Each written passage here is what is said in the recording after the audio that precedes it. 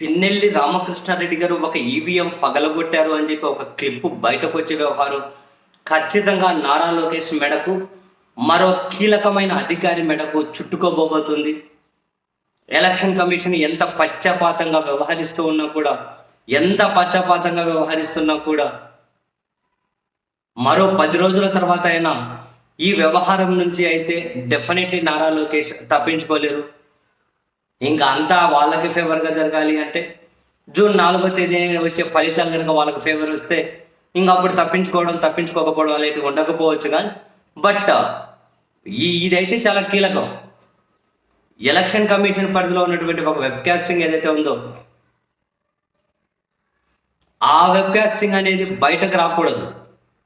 ఆయన అంటున్నారు నిన్న మొన్నటి వరకు వైసీపీలోని ఇప్పుడు తెలుగుదేశం పార్టీలు చేరి మా హిందూపురంలో ఫస్ట్ నుంచి కూడా వైసీపీకి పనిచేసినటువంటి ఒక అతన్ని ఏకంగా చంపేశారు. వీళ్ళ పిఏ కూడా అరెస్ట్ అయ్యారు. అందులో ఇక్బాల్. అంటే బేసిక్గా ఆయన అంటూ ఉన్నారు ఎలా బయటకు వచ్చింది అన్నది కాదు మ్యాటరు, అందులో ఏముంది అన్నది మ్యాటర్ అంట.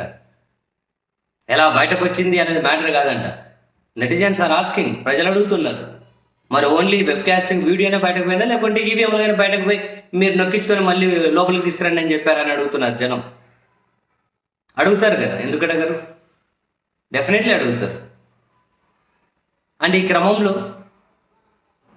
ఎలక్షన్ కమిషన్ కూడా ఈ ఓవరాల్ ఎపిసోడ్లో ఏం జరిగింది అనేది తెలుసుకోవడం కోసం ఇంటర్నల్గా ఒక విచారణ చేస్తున్నట్టుగా కూడా మనకు సమాచారం ఉంది. ఏం జరిగింది అని ఒకవేళ ఇంటర్నల్గా విచారణ జరిగితే వాళ్ళ విచారణలో ఏం తేలుతుంది? ఇప్పుడు పక్షపాతంగా ఉన్నా కూడా తర్వాత వాళ్ళు జరుపుకున్నటువంటి ఎంత ఇంటర్నల్ విచారణ అయినా ఒక వ్యవస్థనే కాబట్టి అవన్నీ బయటకు రావాల్సి ఉంటుంది. సో డెఫినెట్లీ కుమ్మక్కైన వాళ్ళు, వాళ్ళతో ఈ పనులు చేయించిన వాళ్ళు, ఈ మొత్తం సూత్రధారులు పాత్రధారులందరూ కూడా ఈ ఎపిసోడ్లో అయితే ఖచ్చితంగా బయటకు రాలేరు. మీరు చూస్తూ ఉండండి. వీళ్ళ మెడకైతే ఈ వ్యవహారం ఖచ్చితంగా చుట్టుకుంటుంది.